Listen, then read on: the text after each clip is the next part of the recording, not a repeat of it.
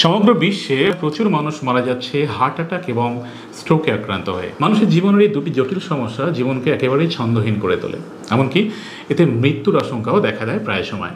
কিন্তু আমরা দেখি কেউ কেউ স্ট্রোককে অনেক সময় হার্ট অ্যাটাক বলে ফেলে এবং ভুল করে অনেকে আবার হার্ট অ্যাটাকে স্ট্রোক বলে থাকেন। এই পার্থক্যটা আমরা আজকে ভিডিওতে বোঝানোর চেষ্টা করব যে হার্ট অ্যাটাক আসলে কী জিনিস এবং স্ট্রোক আসলে কী জিনিস। সো হাই ফ্রেন্ডস, আশা করি সবাই খুব ভালো আছেন। আমি Mianur Alam, welcome to pedicure Bangla. তো চলুন বন্ধুরা, বেশি দেরি না করে আমরা শুরু করে দিই। প্রথমে আমরা জানার চেষ্টা করব যে হার্ট অ্যাটাক কী। মূলত হার্ট বা হৃদযন্ত্রে রক্ত সরবরাহ বাধাপ্রাপ্ত বা বন্ধ হয়ে গেলে হৃদযন্ত্রের কিছু অংশ ক্ষতিগ্রস্ত হয় বা এর টিস্যুগুলো মারা যায়। এই জিনিসটাকেই বলা হয় হার্ট অ্যাটাক। আপনারা জিজ্ঞাসা করতে পারেন তাহলে স্ট্রোক কী জিনিস।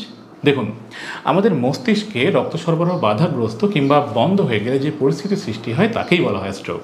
মস্তিষ্কের নার্ভ কোষে হঠাৎ রক্ত সরবরাহ কমে গেলে কর্মক্ষমতা হারিয়ে ফেলেছে। মস্তিষ্কের রক্তনালীতে রক্ত জমাট বাঁধলে বা রক্তনালী ছিঁড়ে গেলে এমন বিপর্যয়কর অবস্থার সৃষ্টি হয়। তাহলে বুঝতে পারলেন, এই হার্ট অ্যাটাক কিংবা স্ট্রোক সাধারণত 40 বছরের পর এবং পুরুষদের ক্ষেত্রে বেশি দেখা দেয়। তাহলে ব্যাপারটা কী দাঁড়ালো যে হার্ট অ্যাটাক এবং স্ট্রোকের মধ্যে পার্থক্য কী? হার্ট অ্যাটাকের ক্ষেত্রে যে ব্যাপারটা হচ্ছে সেটা হচ্ছে হৃদযন্ত্রে রক্ত সরবরাহ করে যে করোনারি আর্টারি বা রক্তনালী, সেটির 70% কিংবা তার বেশি যদি ব্লক হয়ে যায় কিংবা বন্ধ হয়ে যায় তাহলেই হার্ট অ্যাটাক হয়। হৃদযন্ত্রেও নির্দিষ্ট কোনো অংশ পর্যাপ্ত রক্ত সরবরাহ না পাওয়ার কারণে নষ্ট হয়ে যায়, তবে এতে শরীরের কোনো অংশ সাধারণত অবশ হয় না। তবে উপসর্গ হিসাবে বুকে তীব্র ব্যথা হতে পারে। দ্রুত হাসপাতালে নিয়ে আপনাকে ইসিজি, কার্ডিয়াক এনজাইম এবং ইকোকার্ডিওগ্রাফি সহ কিছু প্রাথমিক পরীক্ষা করে নিতে হবে এবং পেশেন্টকে করোনারি কেয়ার ইউনিটে ভর্তি করে দিতে হবে। তাহলে রোগীকে অবশ্যই বাঁচানো সম্ভব হয় বেশিরভাগ ক্ষেত্রে। হৃদযন্ত্রের ক্ষতিও এক্ষেত্রে এড়ানো সম্ভব হবে। আর স্ট্রোকের ক্ষেত্রে যেটা আমি বলবো সেটা হচ্ছে স্ট্রোক আসলে হৃৎপিণ্ডে নয়, বরং মস্তিষ্কের সমস্যা। মস্তিষ্কে রক্ত সরবরাহ করে রক্তনালী যদি বন্ধ হয়ে যায় কিংবা ছিঁড়ে যায়, এক্ষেত্রে এই ধরনের সমস্যা দেখা দেয়। এর ফলে শরীরের এক পাশ অবশ হয়ে যেতে পারে, মুখ বেঁকে যেতে পারে, খিঁচুনি হতে পারে, কথা আটকে যাওয়ার মতো সমস্যা হতে পারে। সিটি স্ক্যান হলো এর প্রাথমিক পরীক্ষা। এই সিটি স্ক্যানের মাধ্যমে বোঝা যায় যে স্ট্রোক হয়েছে কিনা। দ্রুত রোগ নির্ণয়ের পর নিউরো কেয়ার ইউনিটে পেশেন্টকে ভর্তি করে দিতে হবে, তাহলে খুব তাড়াতাড়ি সুস্থতা পাওয়া যেতে পারে। স্ট্রোক বা হার্ট অ্যাটাক দুটি খুব পরিচিত আর জটিল সমস্যা। 40 বছর ক্রস করে গেলে এটা যে কাউকে আক্রান্ত করতে পারে, তবে পুরুষরা বেশি হয়।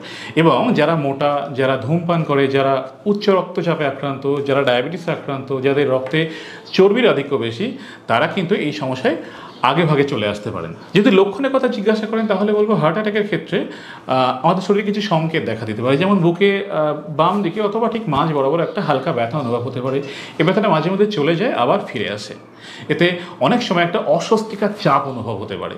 2 নম্বরে যেটা আমি বলবো সেটা হচ্ছে হঠাৎ ঘাম দিয়ে শরীর ঠান্ডা হয়ে যেতে পারে। এটাও হার্ট অ্যাটাকের একটা সিমটম বলা যেতে পারে। অনেক সময় পিঠে, ঘাড়ে এবং চোয়ালে ব্যথা অনুভব হতে পারে। এছাড়া বমি বমি ভাব হতে পারে, হালকা মাথা ব্যথাও হতে পারে।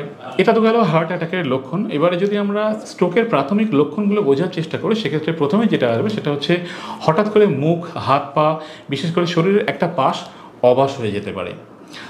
নাম্বার 2তে যেটা বলবো সেটা হচ্ছে হঠাৎ করে মাথা ঘুরতে পারে কিংবা হাঁটতে গেলে সমস্যা হতে পারে। নাম্বার 3তে যেটা বলবো সেটা হচ্ছে হঠাৎ করে চোখে ঝাপসা দেখতে পারেন। নাম্বার 4এ যেটা আমি বলবো সেটা হচ্ছে হঠাৎ কথা বলা কিংবা কথা বুঝতে সমস্যা হতে পারে এবং হঠাৎ করে হাঁটা চলায় অক্ষম কিংবা শরীরের ভারসাম্য নষ্ট হয়ে যেতে পারে। আশা করি আজকে এই ভিডিওর মাধ্যমে স্ট্রোক এবং হার্ট অ্যাটাকের যে পার্থক্য, যে প্রাথমিক পার্থক্য, সেটা বোঝাতে আমি সক্ষম হয়েছি। যদি ভিডিওটা ভালো লাগে তাহলে অবশ্যই একটা লাইক দিয়ে দেবেন এবং যদি কোনো মতামত থাকে তাহলে অবশ্যই কমেন্ট বক্সে লিখে জানাবেন।